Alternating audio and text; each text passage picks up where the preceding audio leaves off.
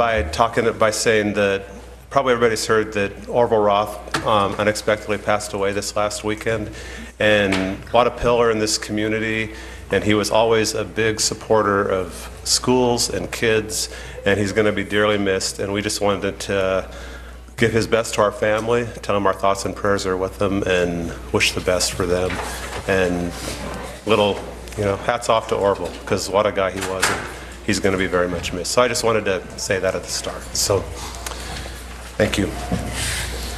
We have a special treat tonight. In lieu of our flag salute, the choraleers from the high school are going to sing the national anthem and then one other song. So they'll come in here and...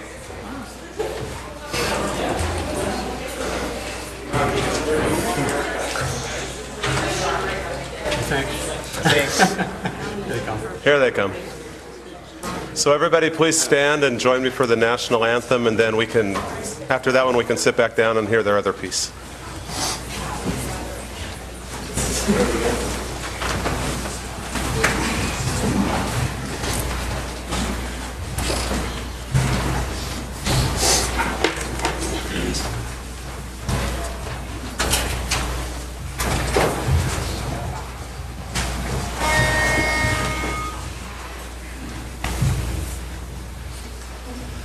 Oh, say, can you see by the dawn's early light what so proudly we hailed at the twilight's last gleaming, whose broad stripes and bright stars through the perilous fight o'er the ramparts we watched were so gallantly streaming, and the rockets' red glare, the bombs bursting in air, gave proof through the night that our flag was still there.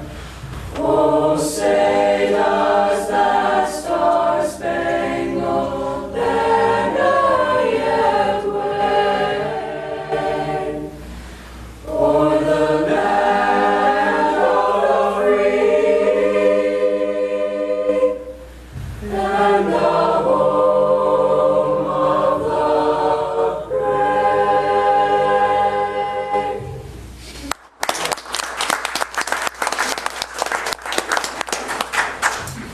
We're going to sing next a song, When I'm Gone. I think you've probably heard it on the radio lately. And we're going to be singing this at our concert next week, October 23rd, and we'd love to see you.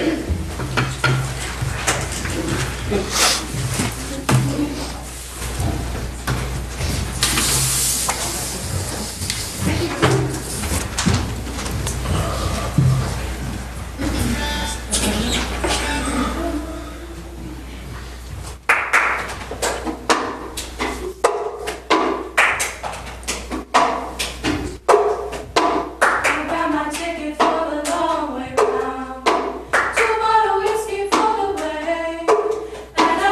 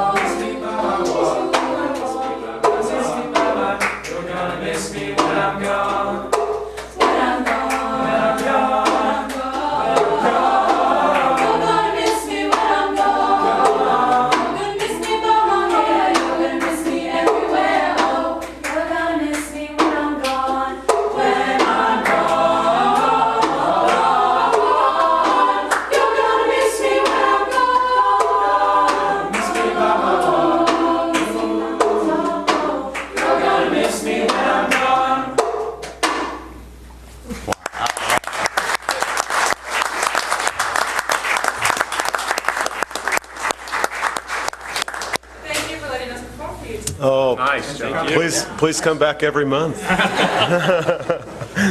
Awesome, you guys. You sounded great. Thank you very much. Thank you. I want to learn that cup thing. I don't think you could do it, Tim. That was great. What a treat. Okay, student reps, Macy and Acacia. I see just one of you. Oh, sorry. My name is Macy Holmes. Macy, just a minute. We have to do our consent agenda first. I lost place on the, you can have a seat. But it'll only take 30 seconds. Okay, short consent agenda tonight. Is there a motion for approval? Move for approval. Second. Moved and seconded, all in favor? Aye. Opposed? Okay. Alrighty, we were unaware of the location change tonight, so my partner should be here any second. Okay. But I have, as far as all the clubs go, I have the information for that for now. So first off, we have ASB run by Johnny Farrow. We have just finished all of our homecoming events, and so throughout all of our homecoming week, our high school was decorated in themed hallways. If you had the chance to wander throughout the school week, all of them were fantastic. Seniors one, of course. Next we had our homecoming game, and we won. And sorry, I'm late. That's fine, Acacia. That's fine. Due to the weather, though, we had to move our bonfire several times, and so it actually turned out a lot better, though, having it be after the game. We had a lot more representation from our students and the community there. And so a big thank you to Mr. and Mrs. Roth for donating the land and your time and supporting us in that. The Future Fox Fair, which was held in the Schlater Street Gym, was fantastic. We had over 200 kids this year. So I think it really helped our high schoolers going out to the schools themselves and sharing that information with them and sending notes home with them so that they can get that information for that. Then we had our parade. I'm kind of jumping around there. We had our parade Friday at 4 o'clock, and it was fantastic. And we had many outlying schools participate in that as well. And so I think that went very, very well, and we'll definitely be continuing on with that. Key Club, run by Megan Miller, helped with cleanup after the parade and is working on getting their members' dues paid and planning for their next upcoming project, which is Trick or Treat for UNICEF. It's been known in our community for quite a few years, so it's a project that we've done before and we're going to continue to do. And Key Club has also opened up its projects to be chaired by juniors or seniors as their senior project. And so this year, Trick or Treat for UNICEF will be chaired by Ian Metzger, who is a senior. National Honor Society, NHS, run by Chris Yarnall, is having its annual membership introduction. And then officers are currently planning the upcoming soccer food drive, and there is sign-up sheets for members planned throughout the holidays. Theater, run by Doug Osterhout, is in rehearsals for Arms of the Man, which will be performed November 21st, 22nd, and 23rd. And it is also a senior project directed by Carissa Mathey, and rehearsals for Steel Magnolias are going on right now. And that is also directed by a student for their senior project. Her name is Savannah Shiwi. And the performance dates are December 12th, 13th, and 14th. Next, I have FBLA, who has a new advisor this year, Trish Conlon. And FBLA helped a lot with the Future Fox Fair. They were very involved with getting either younger siblings involved in their schools, as well as helping the date of for the Future Fox Fair. And they are continuing to prep for competition events later in the fall. Interact Club, ran by Mr. Mannion, is still accepting membership and dues, and they're working on some upcoming projects. Speech, run by Katie Kantrowitz. They are having their new speech tournament this coming Saturday, and so they are preparing for that, and they're all looking forward to that. Construction Club is continuing their meetings and working on starting a new project, as well as Auto Club. Right, so for sports, for girls varsity soccer, 2 school records have been broken already this fall. Senior Cheyenne Brunson had 22 saves in a single match, eclipsing the old record of 14. Sophomore Bailey Cameron scored 5 goals in a single match, beating the old record by 1. Lady Foxes are currently second in the league, 7th in state at 5A. We're looking forward to hosting a home playoff match this November. For varsity football, we have won 6 games and lost 1. The game we lost was against West Albany, and we lost 0-13. The last 2 games that we played, we did really well. We played against Lebanon, and we won 49-0, and then we played last Friday, and we won 53-0. For soccer, we have lost 5 games and won 3. The last game that we played was Tuesday against Woodburn, and we lost 0-2. There's a game scheduled for tomorrow against Corvallis at 6. For varsity volleyball, the girls' volleyball games have won 3 out of 14 games. They have a game scheduled against South Albany on Tuesday. That's all we have. Great. Any questions? I just wanted to say, hats off to you guys and big kudos for a great homecoming week. No, thank I you. went to some of the events and the assembly, and the parade was awesome, and I know you guys did a lot of work, and it's a good job. It was really brought the whole It community wouldn't be together. possible without all of you. It's a teamwork. No, thank you very much. It was really well done. Okay, I'd like to open it up to our first audience with visitors tonight. Is there anyone who'd like to address the board? Okay, moving on, discussion items. Proposed revisions to policy GBDA, mother-friendly workplace. Excuse me, this is a first reading, it was in our packet. Are there any comments or questions on this? I'll just bring up that there may need to be another minor revision in that the last sentence right before we get to the enumerated provisions there talks about the development of a regulation. I think that word may be better be development of a policy. It's not highlighted because it wasn't, I just happened to notice it as I was reading through. Since we don't generally regulate, we make policies. Yeah, I think it's a good change. It's also in the first paragraph, too. There's a regulation. Oh, there it is. Yep. Okay. Yeah, that makes Little sense. housekeeping, but yeah. Anything else on this one? Okay, we can keep it on our plates and look at it again next month. 2013-14 Board and Budget Activities Calendar. This is kind of just a requirement that we need to put out every year that lets us see what we get to do for the rest of the year. Any questions, comments? Okay. Moving right along, comprehensive facility evaluation of Eugene Field School. Andy put in our packet a proposal from Zibden Charter Souders Engineering. I think that's how you say their name. But this is something that came out in the community survey, and then some board members have wanted more of a comprehensive study of Eugene Field to let us know exactly what problems might be or solutions. This is a company highly recommended by the guys who have worked on it and on procuring them. So comments on this? I just had a question. Is this the company that has done some work on the other seismic grant proposals? Is it the same company we've talked about prior? That's correct. This company is doing the seismic evaluation of each of our other schools. That's right. Yeah, I think it's a great idea.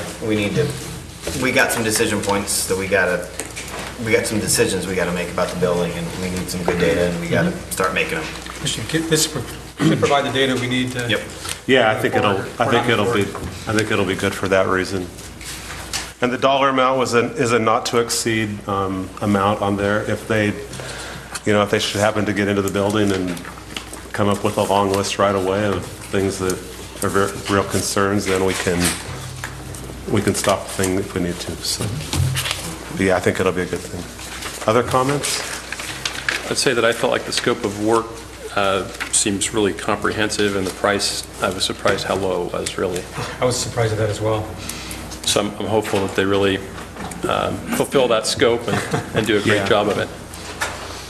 They've come highly recommended, and this is a company, too, that has had a lot of experience with refurbishing and also new construction, things like that. So probably give us some good direction. Anything else on that? Okay. Our proposed district purchases. This is some mid-year proposed purchases that Andy put in our packet. Andy, I may just throw this to you and Scott real quick. Just, you guys can probably explain where this extra money came from better. I mean, I know we've heard it as a board, but the public might, I mean, it might be good information for them. So I may just throw it to you and then we can discuss it after that. Scott, you can chime in as necessary. The revenue is largely the result of an ending fund balance that was higher than anticipated, about $300,000.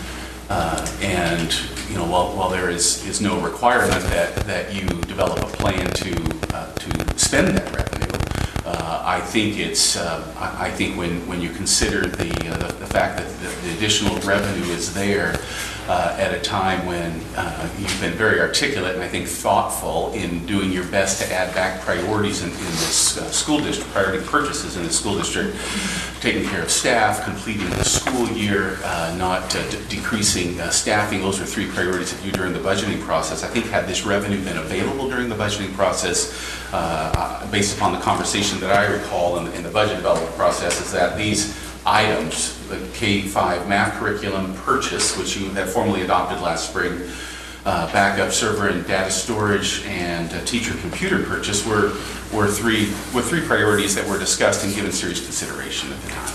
And so it seems appropriate to me to put this in front of you and for you to have a healthy discussion and make a decision about whether you believe it's an appropriate priority as well.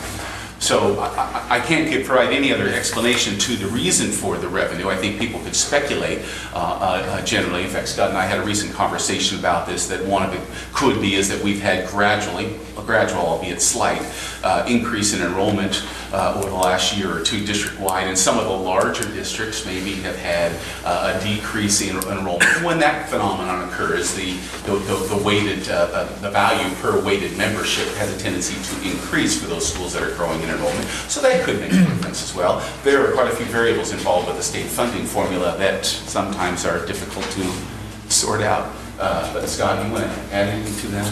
Well, I think the main thing is that when you're in the budgeting process, deciding on what your ending fund balance is going to be, or beginning fund balance, as the case may be for the next year, you make your budgeting predictions in the springtime.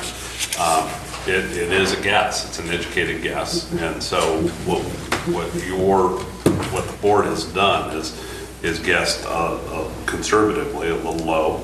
They thought that the beginning fund balance is going to be about $2.275 million, and it's actually from the auditors it's $2.575 million. So it's $300,000 more than we had budgeted for.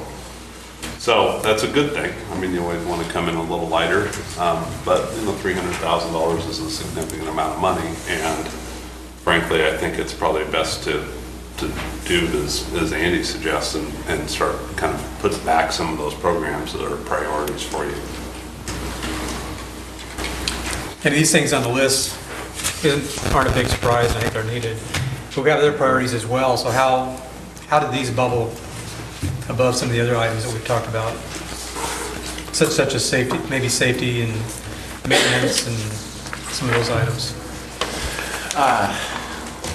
All of those items could be considered, Wally, and I'm sure you did, but how did these? Yeah, I included these. First of all, because they were conversation topics, and they appeared, based upon my recollection and even minutes from the meetings, to be conversation topics. In fact, it seems to me the curriculum itself was one of the last things that we eliminated and would have been affordable had we had the money. And so the other two criteria that I placed on that, one was a district-wide influence, which I think is appropriate and is the case here. And second to that is creating, in the case of the curriculum and the case of the computers, is it creates a threshold that this district has never experienced in the past, a threshold of similar levels, similar performance at each one of the schools. And knowing that the board has identified district-wide goals and objectives for this year, it seemed to lend itself to that purpose, Wally. Thank you. Yeah, I think these things are all really warranted and important. I know when the bond didn't pass, we had some discussion about trying to start moving forward with some of these things like technology and curriculum and some things like that when we were able to afford to do so. And the K-5 math curriculum we've been talking about for a few years now, that's something that's really needed, I think. The backup server and data storage is really needed. We'd hate to have something go down with that. And the teacher computers is, besides being needed, it's just a good deal with the 3-year lease option. To be able to buy all those computers back for $1 a piece at the end of that and get a better deal on them from the outset is, I think, well worth the dollars. And have standardized equipment across the district. Yes, very much so. I think that's a good step in starting to develop our, yeah, Gary's nodding his head. A good step in our, starting to move ahead with our technology plans. So. If I can contribute one more thing, Yeah. Mr. Chair, I'm sorry. Gary Marshall and Brett Milliken are in the audience tonight. If you have any questions specific to either of those purchases, the technology purchase, and then of course Linda Myers is here if you have any questions related to the curriculum. Gary Marshall and I did have a conversation earlier today about installation of the computers, and while there is no money in this proposed budget for actual installation, it could take a fair amount of time for it to occur. However, depending upon the final cost of each one of these, what I told Gary is that there may be some flexibility and provide some temporary support in order to provide installation for each one of these computers, which can take hours per computer. And when you're talking an installation of 213 computers, you're talking in the hundreds and hundreds of hours. So depending upon the final numbers here, it's my hope that we can even squeeze this turnip a little bit more within the amount that is being asked to be able to provide some installation as well. Okay. Gary, when would the computers be here? When would the teachers see those? As soon as we get the money. Once we get the money that's appropriated, then of course it goes through the process, and it's just, I think it's just weeks. I see. Good. Dell wants to sell those computers too. Yeah. Okay. But as far as getting them out to all the district, that'll have to be planned and staged as we can. Yeah. But our priority, of course, is to get it first. Then we have something we can really work towards. Yeah, good. Other questions or comments on this? Questions for Gary or Brett or Linda? Okay, this is an action item later tonight, so we will look at that again. Any other discussion items this evening? Okay, administrator and staff reports. Andy. Each of you has a copy of the October 1 enrollment figures. These are pretty important figures because they're figures that we use for budgeting and other purposes each year. Not a huge amount of difference between these figures and some of the figures that you saw in the first week of the school year. So I'm not going to dwell on these figures quite a bit. A couple of points to note, however, while there's a drop in elementary level total numbers to 2510 from 2540, the number at the high school is up about 50 students. So the actual enrollment for the district is 3755, which is one of the highest numbers that we've seen in many years. We're up about 3,800 in the late 90s, added shortly after unification. So we're by no means as large as we've ever been, but looking at the growth, we're a little less than 1% growth this year. We've seen very similar modest growth over the last couple of years. Otherwise, not too uncommon at the K-8 level. You see some schools that go up in inordinate amount, some go down in inordinate amount, and I think that's indicative of especially our smaller K-8s. But generally speaking, the numbers are healthy, and at a time where some school districts continue to experience a decline in enrollment, it's nice to say that we have a modest increase.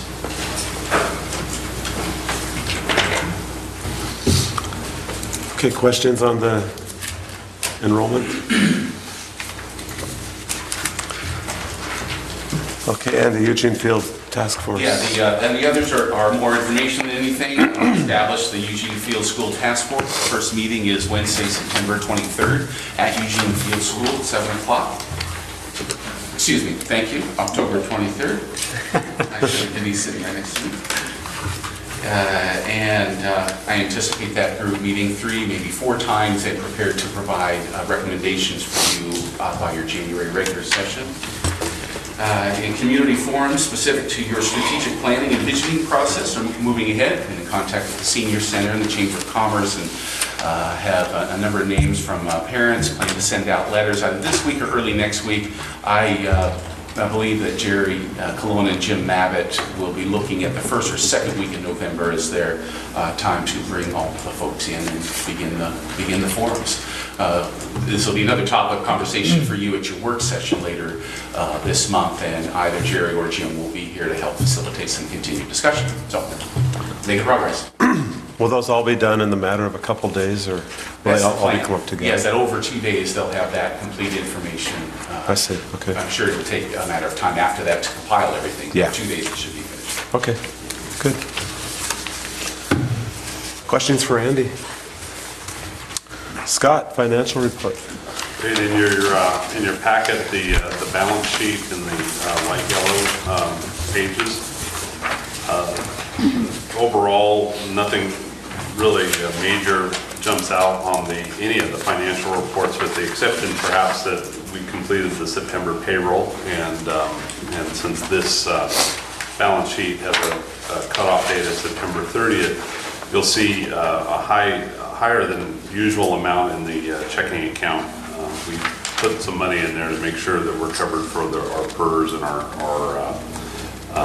healthcare costs, and that usually comes after the end of the month. So that's why that amount in there is a little higher than normal. So typically that would be down below 636,000. But other than that, fund numbers are looking solid, exactly where we would expect them to be at this point in time.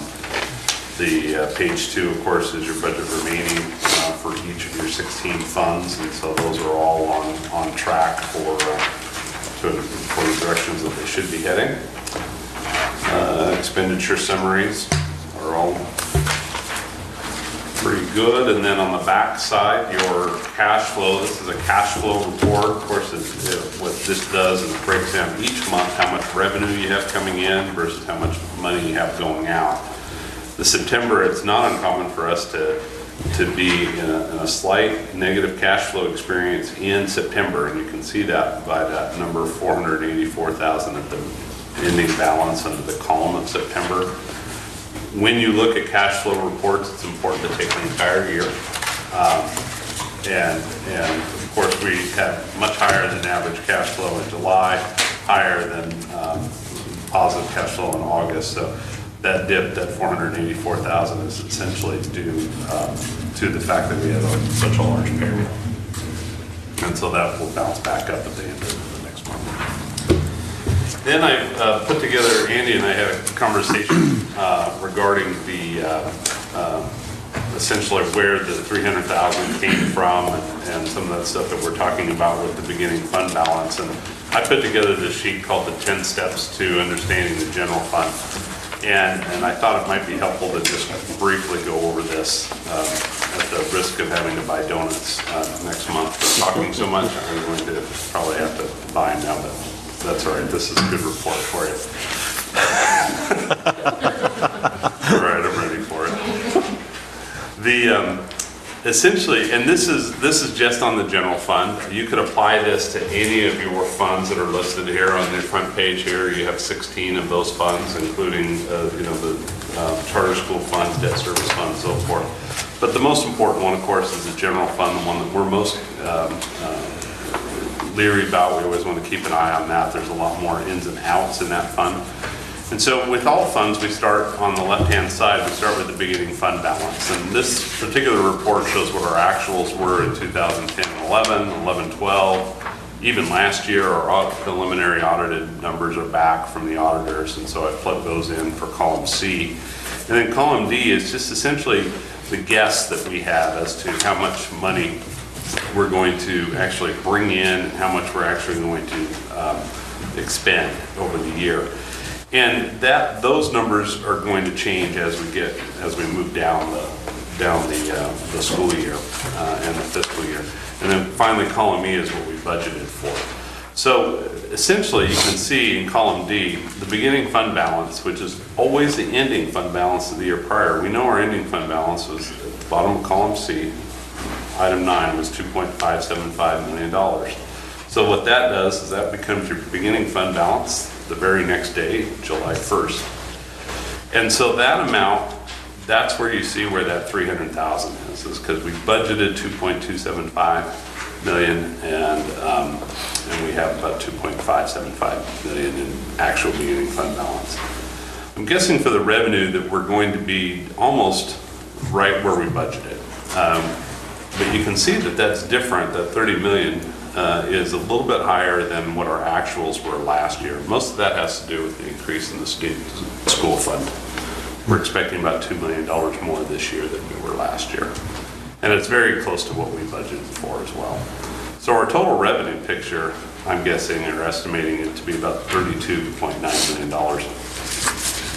Then we, of course, subtract from that the instructional expenses, the 1,000 level expenses, the support expenses, the 2,000 level expenses. And you can see those two particular numbers, how they relate to the years in the past. Our support expenses have kind of stayed around 10 or $11 million, but our instructional expenses have gone up fairly significantly over time. And that has a lot to do with some of the educational or instructional expenses that we've seen predominantly with teacher salaries. So anyway, our total expenses are going to be a little bit higher this year than they were last year, 31 million versus 28 million.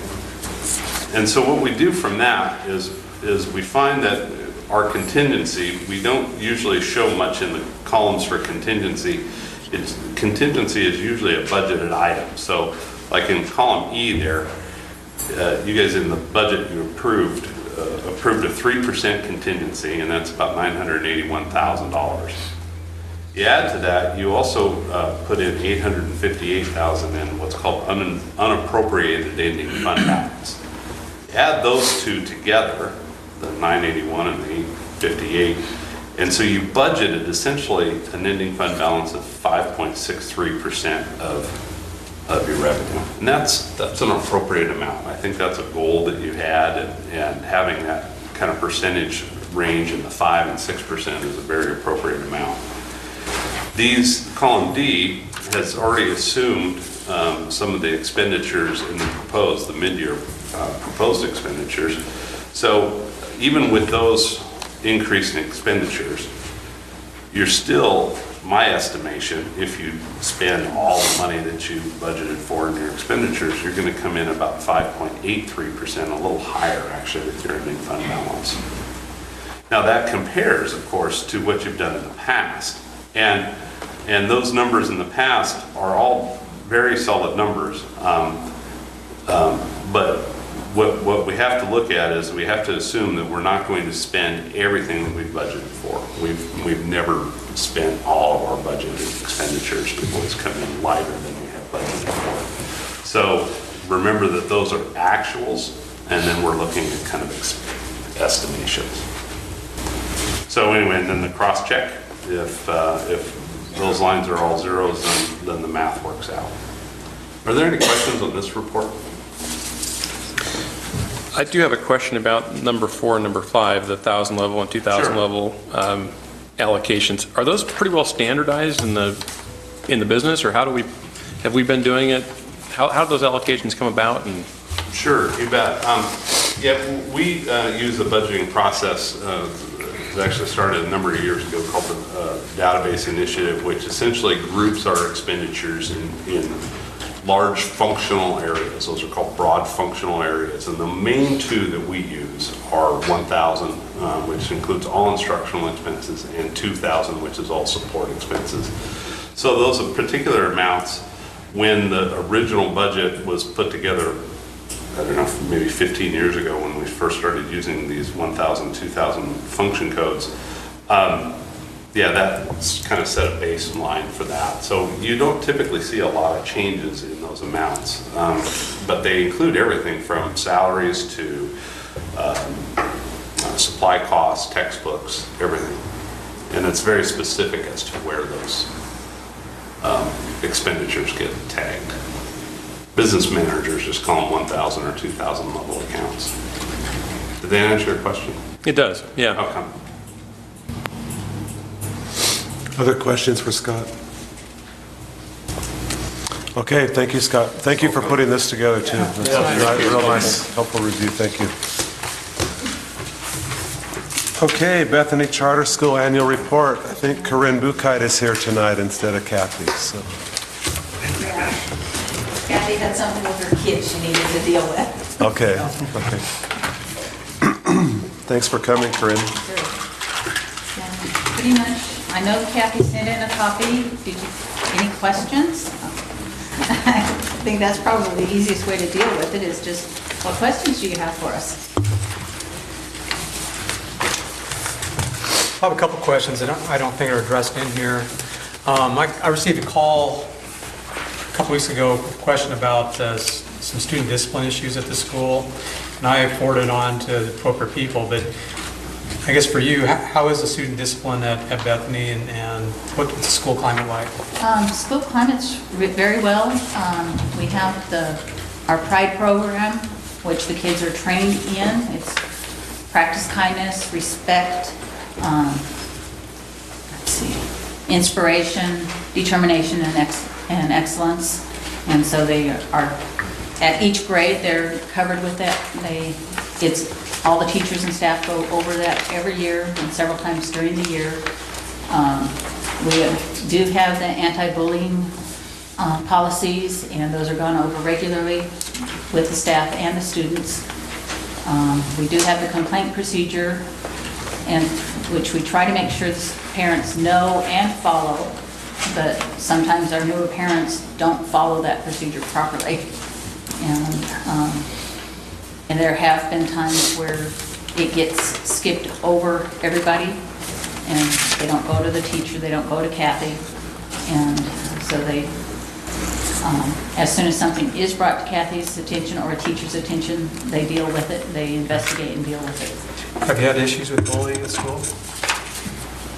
A couple years ago, we did have a couple issues, and it was dealt with very quickly. Kathy had it figured out and investigated within a week, and what discipline was needed was dealt with. Thank you. Also, I don't have the figures in front of me, but the state report card information came out last week, I believe it was. And it looked like Bethany's science scores were a little depressed compared to the rest of the district, which I was surprised at because it's supposed to be part of the target for Bethany's. I haven't Ag actually science. seen those yet myself. Okay. So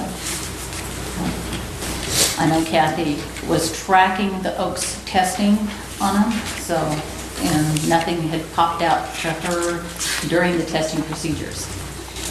So. Corinne, what is the, I noticed that you implemented the adopted 8th grade graduation promotion standards. What's that include? We have a minimum grade point average we're asking for. We're asking for the kids to be able to pass a constitution test, community service hours, and being able to reach at least, hopefully to at least meet on their Oaks testing. But we do, if we need to, it can be adjusted for per student need. But we have like, I think it's a 20 point graduation.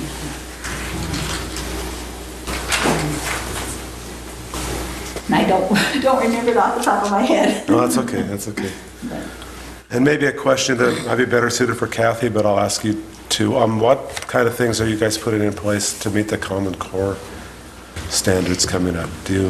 I know they're going over everything, all the curriculum, and they are making changes at all the grade levels to meet that. But as to specific changes, I don't have that information. Okay. Corinne, can you explain what is involved in that Bethany Closet program that you've got there?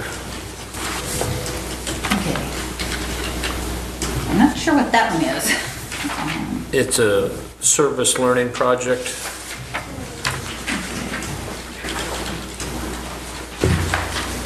Okay. Oh, that one was, it's a clothing share, if I remember right. Clothing share? Yes. Some parents, when they have outgrown clothing, they can bring it in and somebody else can, Oh, so. It's kind of some of the students and some of the teachers are working on that one. okay. And I see the list of items you've done to the building. That's wonderful. Is the building working out for you? Yes. Are Yeah. there any other deficiencies you're concerned about? I know we've got the playground lean-to needs some additional work, and they've been doing some work on the shed roof because there was some possibility of leaking. So they've gotten that, they're working, I think they finished that one just last week before, just before the big rain. And so we are identifying things as they come up and trying to deal with them as they come up. Okay, no big projects on the horizon? Not that our That board you're is aware aware of. of. Okay. Okay. Our big one was getting the gym floor done, and we had a asbestos removal, so the tile was done by an asbestos removal company, and cement was ground and refinished and stained, so stop by sometime and get Kathy to give you a tour of the school. Okay, other questions for Corinne? Okay, thank you, Corinne. Thanks for coming in. All right, Dandy Stevens, Mark Twain. I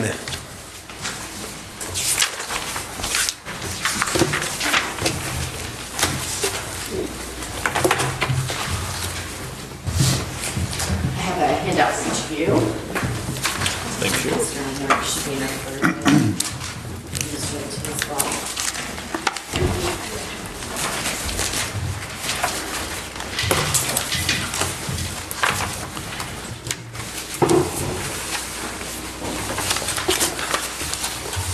So I've included some talking points about what's been going on at Mark Twain this last school year. And in the back of the packet, I've also included some information that came from ASAP, the After School Activities Program, in terms of some statistics and data they crunched last spring to talk about the effectiveness of the program for the kids. So I didn't want to go into all the details, but it is there for your reference. First of all, I'd like to share with you that we're in parent-teacher conferences right now as we speak, and we tried something new this year, and we also included the title night. It's actually 2 days instead of having an additional night where we're trying to get parents to come in and look at the different programs we have to help support kids. We packaged it along with parent-teacher conferences, so we have a separate room set up where we're offering soup and salad and fruit and bread, and the opportunity for parents to come in and look at the support materials and ask questions. And we thought it was especially effective after the students and the parents had probably already met with teachers to then come and get some feedback about what some other support systems were. We had a staff member actually make the food. She's a fantastic cook, so it was very timely, and we are getting a good response on it. We traditionally that night does not have a high attendance rate. There's usually maybe 10 parents that come through. So we thought, let's do something where maybe we can get some more traffic in. So that was Good. the one big brainstorm we had this year. That's probably all I got. I don't think I can come up with any other ideas for this year. We started out this school year with 3 new teachers, a full-time math teacher, a .5 language arts, and a .5 7th grade teacher. The math and language arts additions are because of some retirements and then some higher backs for part-time. And then the increased FTE in science came because of our increased allocation. And so this is the first year that 7th graders have a full semester of dedicated science, which feeds in very nicely to the full year of 8th grade science.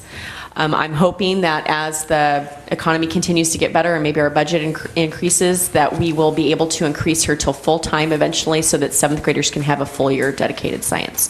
That still allows them to have plenty of elective opportunities, even though we added the core class. Right now, we have 299 students. 56% of them are on free and reduced lunch. We are down a little bit compared to last year, but that's the current 7th grade class we have is a very small class. They were small at Robert Frost all the way through, and the class that left and became freshmen was a very large class in the 160s, with the current class that's 8th graders of 160. So we're expecting to be right back in the 320s next year when the new Robert Frost kids roll into the building. Our school report card showed that Mark Twain earned a level 3, but we're actually closer to a level 4 than what the report card indicates. We scored at a 65% when you looked at the indicators, and to get to a level 4, you have to be at a 70%. In our academic achievement and academic growth, we were at a level 4, but because our subgroup growth was lower, and especially in math, for students with disabilities and our underserved populations, that really hammered our rating. And so in response to that, we have increased the math labs, but also reduced the number of kids in the math labs so that they have additional small group instruction and more one-on-one focus with the teacher. And then I'm hoping with the increased FTE in math, that will also help lower class sizes in the general math classes. And then every teacher this summer and last summer was put on a time card for 15 hours to address issues that were going on within their department or their content area. Most of the teachers spent time working on Common Core standards. This is the second year Language Arts has actually fully implemented Common Core. Math has been on the same path for about 2 years. And fleshing out exactly what that looks like. It also includes the social studies department as well as the science teachers. So I feel like Mark Twain, in terms of rolling over into Common Core and addressing SBAC next year, that we are prepared, that we are a step ahead. We piloted SBAC last spring. That was shocking and daunting. And so we're kind of getting our heads around what that looks like and framing some of our current assessments to mirror what SBAC might look like if they don't make any changes to it. Dandy, what were some of the issues with that? Simply the time to begin with. The testing, we were given a 2-week opportunity to test 7th grade language arts students. They said that we should be able to get every kid in 7th grade through that testing window in 2 weeks. It's not possible. It would have taken us another 2.5 weeks to finish that. Wow. And they kept calling, hey, you've not finished? Yeah, we're not going to finish. You said 2 weeks, that's what we've done. And I'm not really sure how we're going to manage that when you have then 8th grade language arts and you add math to that. That's a lot of time out of the classroom. Which then led me to look at purchasing or leasing the laptops, knowing that the computer lab was going to be contained with testing forever. And so how to make more technology available to our kids and giving them opportunities to work on the technology, to keyboard, to answer some of the questions that are similar to SBAC in that setting. We decided to go ahead and lease 60 laptops, which brought the total of laptops in the building up to 75. Darby Hector came up with a great name for them. She calls them our cows, computers on wheels, because they're all on carts. And I think that because of the facility that we're in, it's difficult for us to have other kinds of technology in the building right now. I will not be purchasing any more smart boards. I won't purchase any Promethean boards, because when you get the technology, adjusting the infrastructure to support that is really cost prohibitive. I'd rather lease more laptops than spend $3,000 and $4,000 trying to get the building wired to support the smart boards. Beams are in the wrong place, the room's not configured right, there's not enough plug-ins or electrical, so you have all sorts of issues that you're dealing with. And so I think the computers, the mobile, things like tablets, laptops are probably going to be the way for us to go. In terms of character education, I'd have to say that I think Mark Twain kids, I continue to be impressed and awed by their sense of community for one another, as well as their outreach to other members of the community and the kinds of service that they do. Mark Twain has always been big on service learning projects, and so to piggyback on that, Bruce Elliott, our counselor, has been doing a fantastic job of working with ASAP to highlight the character of the week. And so, for instance, the topics include perseverance, friendship, kindness, and those lessons are provided to AG teachers through Google Apps, the Google Sharing document. At the same time, I also provide the AG teachers with education about anti-bullying. October's anti-bullying month, so we'll hit that hard this month for sure, and then we always do again in January if we get move-in kids, and then once in the spring, as well as any other kind of safety or security issues that I need kids to be aware of, and just general procedures of the school. And I think that our students, even though when they make mistakes, they're good at making mistakes, but they're also very good about recognizing what the mistake was and knowing how they're supposed to correct their behavior. And so I'd be more than happy to answer any questions or share those lessons with you if you'd like to see what they look like. Leadership class, this is the second year that we've had a leadership elective. Darby Hector runs that class. We sent a group of students to a leadership conference in Portland, and they came back with a bunch of great ideas. It's actually turning into a really effective feeder program for the high school. Our leadership kids have also created gift or welcoming bags for new kids when they come in the middle of the year or any point when they don't know friends. So they have, some little coupons in there, some pencils, a lunch buddy, those kinds of things to kind of break the ice with the kids so that they feel like that they can be part of the Mark Twain community. And then finally, we have our community partnerships. As I said, ASAP, the After School Activities Program, it was started last January by a group of community churches who felt that middle school kids needed some support because they're at risk, which is true. And so they spent a lot of time the first half of the year organizing volunteers and trying to fundraise and talking with me about what this should look like. And so they started in January, and they served about 20 to 30 students from 3 to 6 p.m. This year, they are ready to serve almost 40 kids. And the data from last year shows that kids that participated in a regular basis, many of their GPAs went up at least 1 full point. Their discipline issues also went down. And so I think it's just having another person in the afternoon who connects with them, who can help them with the struggles that they might be having academically. And at the same time, they feed those kids, and they also provide activities for them to do when they're done with their homework. And it costs about $180 a month to support a youth in that program, and they do all of that through fundraising. And I can't say enough about how effective they are about coming down and working with our staff. They come in and ask questions about assignments. Teachers email those tutors, and it's an amazing partnership, and really one that I hope that we can continue to grow. I've included their website if you're interested in learning more about that program. Another community partnership has to do with the robotics grant, the first ever for Mark Twain. We partnered with Silverton High School and Scotts Mills, and the three of us wrote similar grants. All three schools were awarded grants for our efforts. Dana Smith Madge has agreed to be our coach for the robotics program, and it's really going to be a partnership with the three schools in terms of putting together competitions so we can have a chance to compete against each other with our robots before we actually go to the big competitions in January. And I think that we already had 5 kids on Saturday go to a demonstration so that they could see what other robots look like, and we have lots of kids that are interested in figuring out what does this look like. And the good thing is that funding will be available for it for next year as well. We can apply for another grant to support us in the next school year so that we can have a couple of years of that funding before I have to figure out how to budget that in the allocation.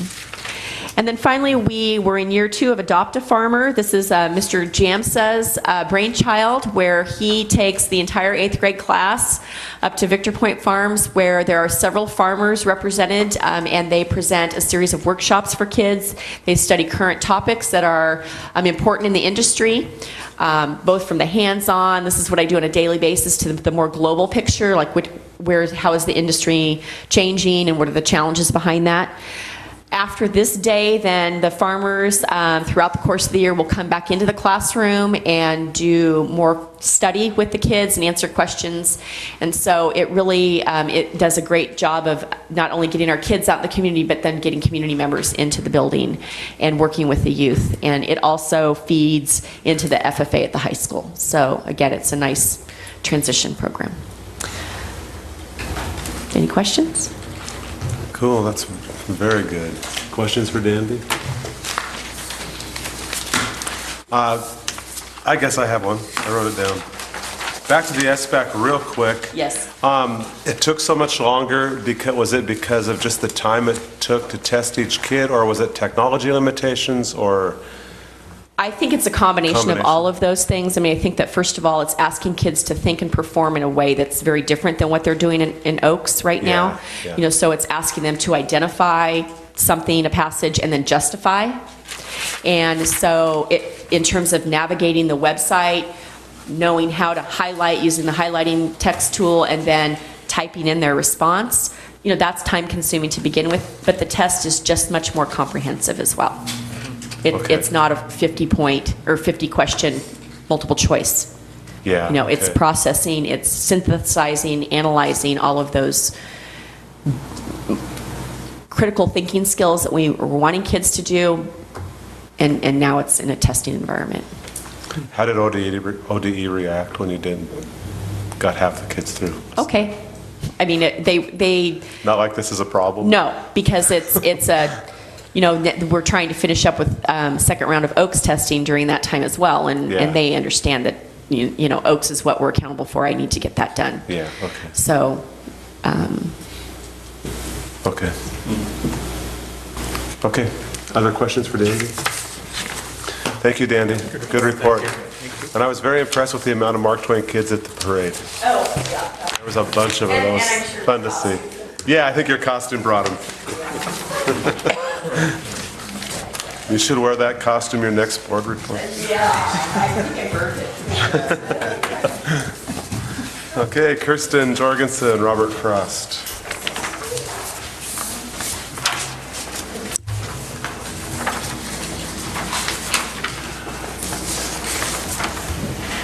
All right, good evening. I'm going to start with our enrollment numbers, about 429 students, which is, I think, right about where we were last year. We do have a good size sixth grade class going up to Mark Twain next year, so that makes Dandy happy. Our fifth grade class is pretty big. It averaged 29 per student. I think a couple of the classes, we have a couple, actually 2 kids enrolled yesterday for the fifth grade, so that's growing, and they're all in district. Beth quit accepting transfers for them when they were before they started fourth grade, and so we just had that many move-ins at that grade level, and then a fairly small fourth grade class with about 25 per class, so that's been a nice relief for the fourth grade teachers this year. Last year, in my first year, the focus was discipline. We had a student support center / problem-solving room that just didn't feel purposeful to me.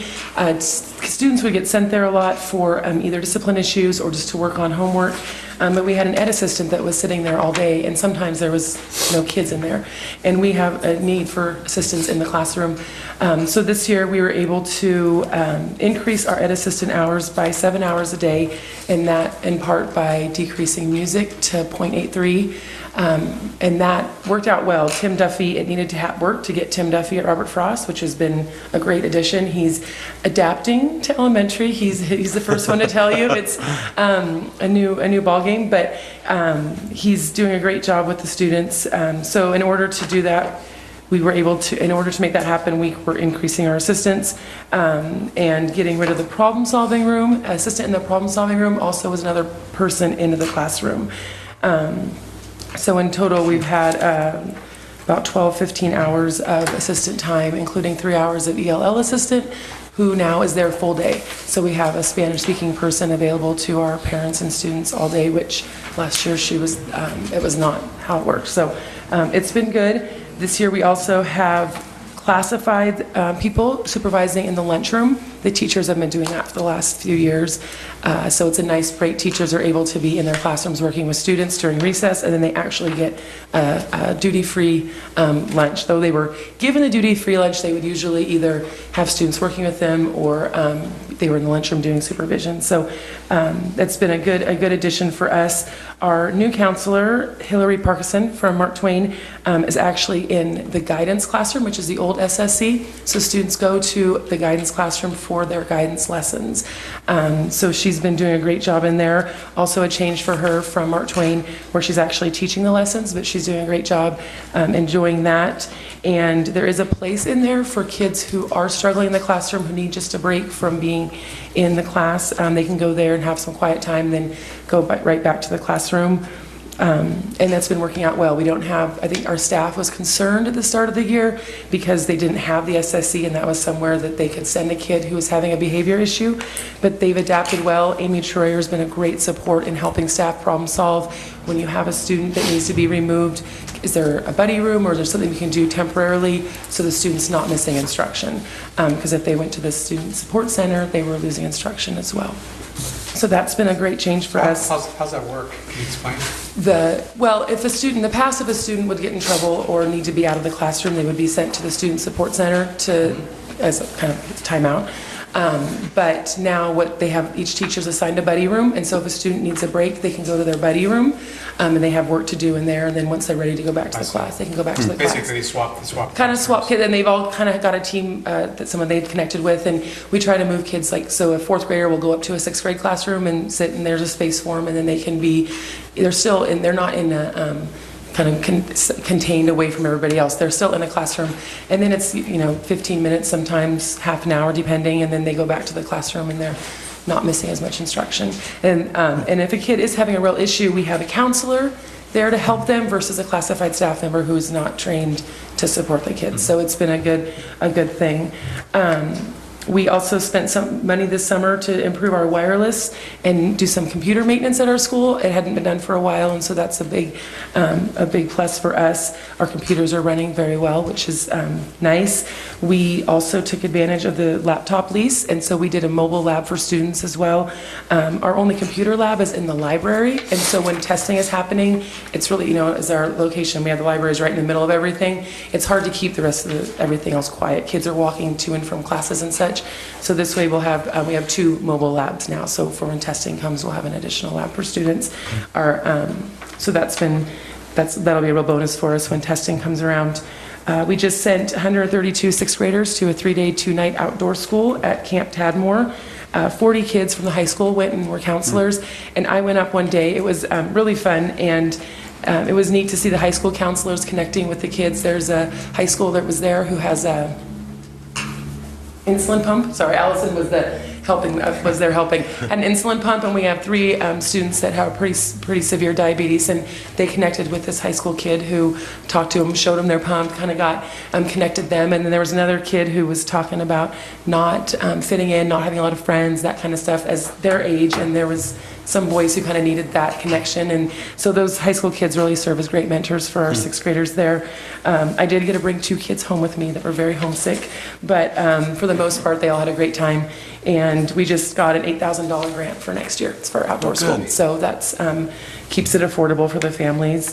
Jackie Renaud, gets a gold star because she got a gold star from one of our staff members at a meeting for enthusiasm and energy in getting our school ready for the homecoming float, or homecoming parade. She spent endless hours trying to get the Wreck-It Ralph float going and did a great job. And then she also was a zebra apparently on the Scotts Mills float. So she's just full of spirit and really helped. We had dress-up days every week, every day of the week, and homecoming is a big part of Robert Frost. So that's fun to see our kids participating in that as well.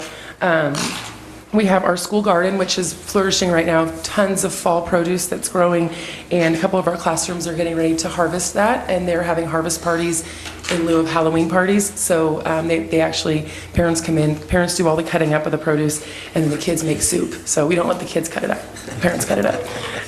Safer that way. So, and then a few things we're focusing on this year, school climate. Last year, one thing I felt like we were missing is ways to recognize students on a positive note. We we notice the kids who are getting in trouble, but what about the kids who are doing great things?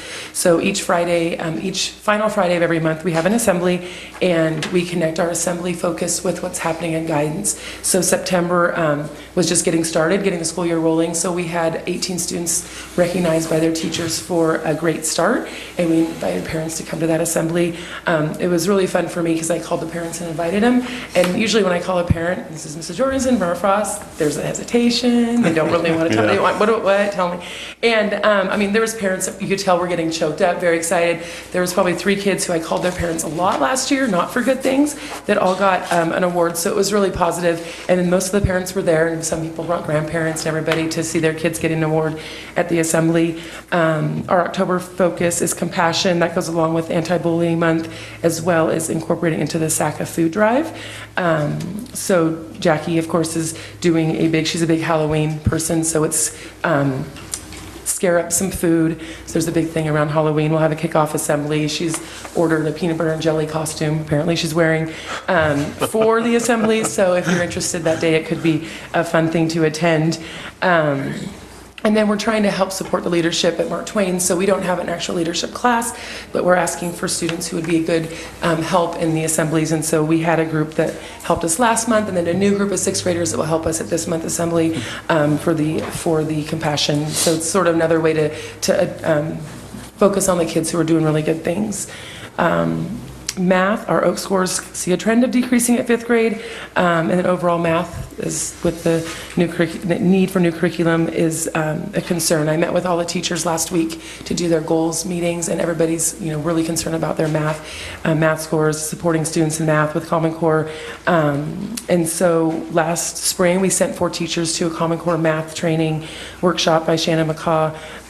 We have more math support in the classroom with additional education assistants, and we're doing some focused math professional development with Christy Sanders. So that seems to be helping our staff a little more at ease with math and what we're doing to help that.